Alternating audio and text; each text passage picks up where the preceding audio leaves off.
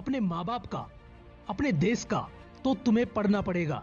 अगर उस ज्ञान को हासिल करना है जो तुम्हें कई महान लोगों ने किताबों में हलवे की तरह परोस के दिया है, तो तुम्हें पढ़ना पड़ेगा।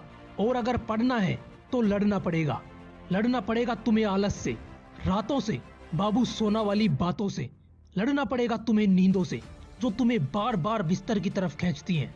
और लड़ना पड़ेगा तुम्हें अपने आप से, क्योंकि तू खुद वो इंसान है जो किताबें सामने होते हुए भी ख्यालों में खो जाता है। जब पढ़ने का मन नहीं होता तो बहाने लगाता है। दिन में पढ़ने बैठता है तो आलस आते हैं, और रात को पढ़ने बैठता है तो नींद सताती है।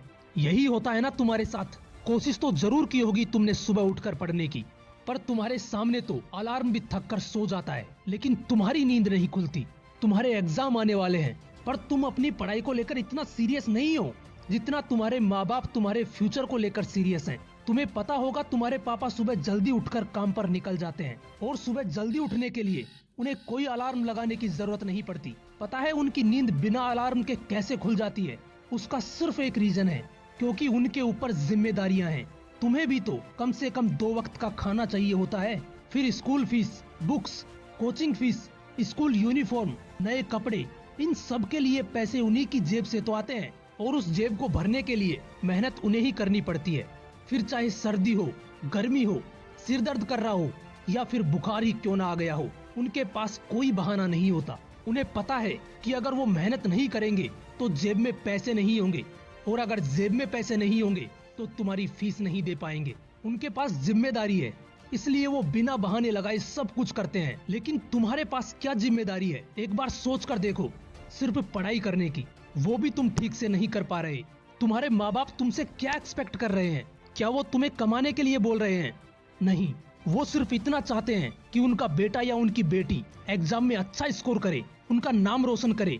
यार तुम्हें तो सिर्फ बैठकर पढ़ना है, लेकिन तुमसे इतना भी नहीं हो पा रहा। कब लड़ोगे तुम इन बहानों से?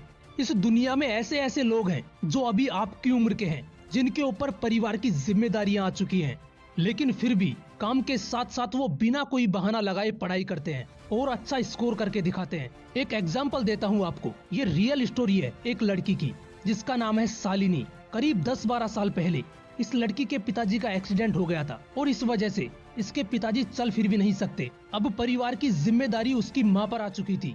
उसकी माँ ने लोगों के घरों में काम करके घर का खर्च चलाया, लेकिन इसी बीच शालिनी के छोटे भाई को ब्लड कैंसर हो गया।